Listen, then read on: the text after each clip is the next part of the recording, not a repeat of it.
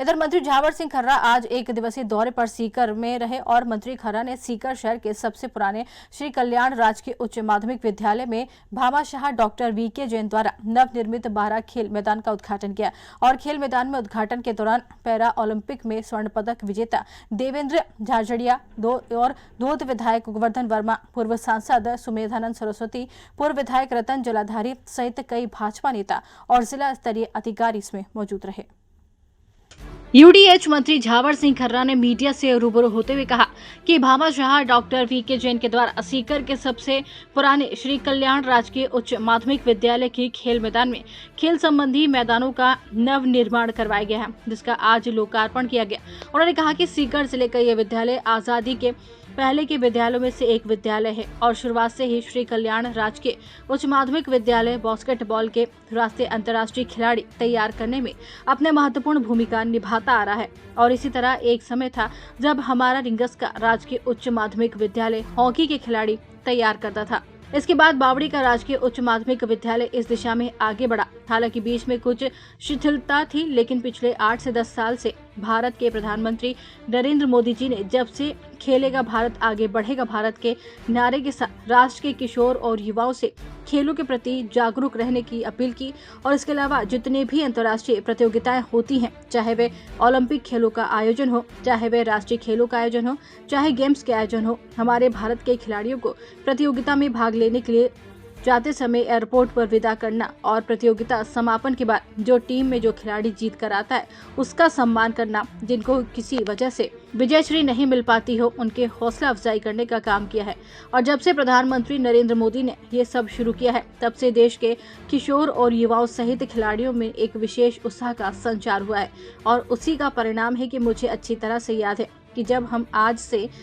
50-55 साल पहले स्कूली शिक्षा ग्रहण कर रहे थे, उसी समय जितनी अंतर्राष्ट्रीय खेल प्रतियोगिताएं होती थी, जो अखबार में हम सबके पदक तालिका में भारत का नाम नीचे से ढूंढना शुरू करते थे। भारत को भी कहीं निश्चित रूप से मिला होगा, लेकिन अब पिछले 8 साल में ये परिवर्तन है कि हम पदक तालिका को ऊपर से देखना शुरू करते हैं। कहीं न कहीं शुरुआत 8 से 12 नाम से भारत का नाम शुमार होना शुरू हो गया है। ये बदलते भारत की तस्वीर है। प्रधानमंत्री नरेंद्र मोदी का सपना है कि भारत का प्रत्येक किशोर, प्रत्येक युवा किसी न किसी प्रकार की खेल से जुड़े और पूरे परिश्रम से जुड़े, मेहनत से जुड़े। और जब किशोर और युवा किसी प्रकार की खेल प्रतियोगिता में से एक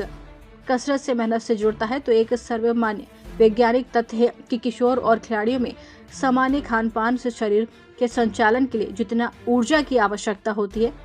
शरीर उससे अधिक ऊर्जा उत्पन्न करता है। उसका तन स्वस्थ होगा, मन स्वस्थ होगा, मस्तिष्क स्वस्थ होगा, तो नकारात्मकता उससे कोसों दूर रहेगी और उसके मन मस्तिष्क में सदैव सकारात्मक विचारों का प्रवाह रहेगा। तो वो सबसे पहले अपने राष्ट्र की उन्नति और प्रगति के लिए और आदरणीय प्रधानमंत्री जी का आज़ादी के 100 साल पूर्ण होने से पहले उनका जो सपन है कि भारत दुनिया का सबसे विकसित राष्ट्र बने, सबसे आत्मनिर्भर राष्ट्र बने, सबसे सबल और सशक्त राष्ट्र बने और सर्वाधिक सामाजिक समरसता वाला राष्ट्र बने, इस सपने को हमारा एक किशोर और युवा वर्ग बदलती परिस्थितियों में निश्चित रूप से पूरा करेगा और आज़ादी के 100 साल पूरे होते होते भारत दुनिया का सबसे श्रेष्ठ राष्ट्र बनने की दिशा में सफलता प्राप्त करेगा, जिसे दुनिया की कोई ताकत नहीं रोक पाएगी। सर, आगामी दिनों में जो राजस्थान का बजट आने वाला है, आप भी शेखावाटी को विशेष क्या सौगात दिलाने का प्रयास रहेगा? देखिए, बजट की तैयारी चल रही है, अभी विचार विमर्श चल रहा है। जब अंतिम रूप बजट को मिलेगा और 11 तारीख को बजट प्रस्तुत होगा तो आपके सामने सारी स्थितियाँ सामने आएंगी। सर, यूजीसी को लेकर सुप्रीम कोर्ट के हिसाब से राजनीतिक पार्टियां सवर्ण के लिए स्टैंड नहीं ले रही हैं, तो फिर हमें भी राजनीतिक पार्टियों को वोट देने की जरूरत कहाँ है? देखिए, भारत का संविधान प्रत्येक व्यक्ति को अपने स्वतंत्र विचार की अभिव्यक्ति का अधिकार देता है। हमारी पार्टी का हो चाहे सामान्य व्यक्ति हो, वो अपनी अभिव्यक्ति किस रूप में प्रकट करता है ये उसका व्यक्तिगत मामला है। भारतीय जनता पार्टी ने भी स्पष्ट किया था और भारत सरकार ने भी स्पष्ट किया था कि हम इस दिशा में गंभीरता से विचार करके जो कुछ इसमें परिवर्तन की आवश्यकता होगी वो परिवर्तन करेंगे। और इसी दौरान माननीय सर्वोच्च न्यायालय ने उस पर रोक लगाकर एक समिति गठित करने का निर्णय दिया है, जिसमें समाज के सभी वर्गों के बौद्धिक वर्ग के, विधिक वर्ग के, सब तरह के लोग हों और वो इस पूरे प्रकरण पर विचार कर अपनी राय दें और उसके बाद उसमें सुधार की प्रक्रिया शुरू की जाए। तो निश्चित रूप से माननीय सर्वोच्च न्यायालय के निर्णय के अनुसार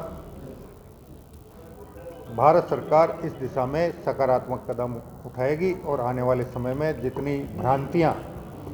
यूजीसी कानून को लेकर बनी हैं उन सब भ्रांतियों को दूर किया जाएगा। ये तो तय है कि पूरे देखिए, आपको जानकारी होगी कि यूजीसी के 2012 के जो नियम बने थे उसको लेकर विभिन्न प्रबुद्धजनों ने और न्यायालयों ने विभिन्न प्रकार की टिप्पणियां की थी और उसी टिप्पणियों के मद्देनज़र ये नए नियम बने थे। अब जब भी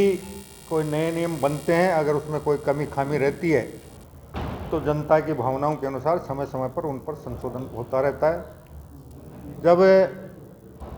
1950 में भारत का संविधान अंगीकार किया गया था, उससे पहले संविधान सभा में बहुत व्यापक विचार विमर्श हुआ था, लेकिन उसके बावजूद भी 125 से ज़्यादा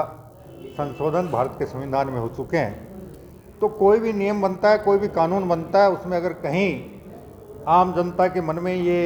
भाव पैदा होता है कि इसमें कहीं न कहीं विसंगति है और वो अपने भाव प्रकट करता है, तो राज्य सरकारें उसी के अनुरूप उसमें संशोधन करने का प्रयास करती हैं और संशोधन करती भी हैं। ये ग्राउंड तैयार किए गए, क्या उसका रहेगा? श्री कल्याण राजकीय उच्च माध्यमिक विद्यालय सीकर में आज इस विद्यालय के पूर्व छात्र रहे डॉक्टर वीके जैन जी ने खेल मैदानों का निर्माण करवाया, जिनका आज लोकार्पण किया गया। ये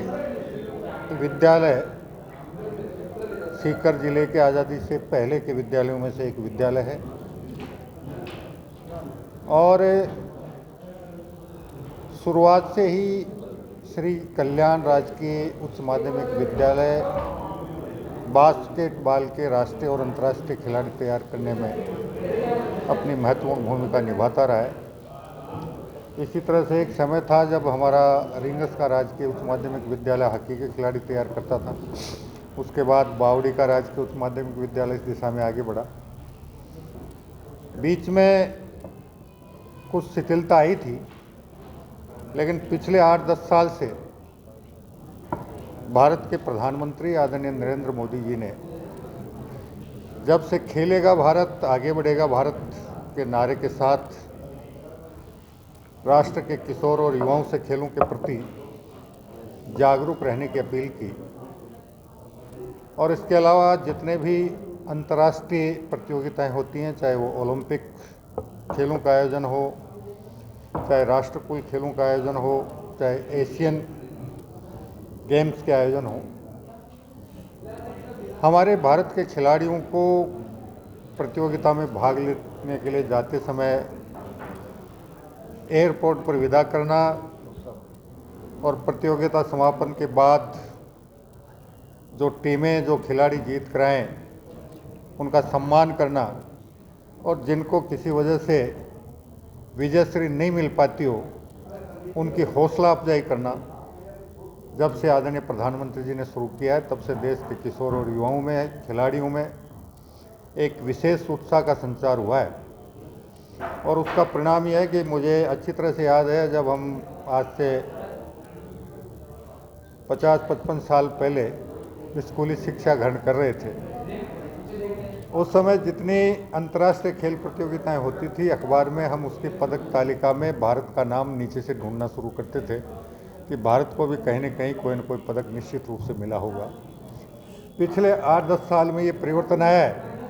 कि अब हम पदक तालिका को ऊपर से देखना शुरू करते हैं और कहीं न कहीं शुरुआती 8-10-12 नामों में भारत का नाम शुमार होना शुरू हो गया। ये बदलते भारत की तस्वीर है और इसका सबसे बड़ा मूल कारण यह है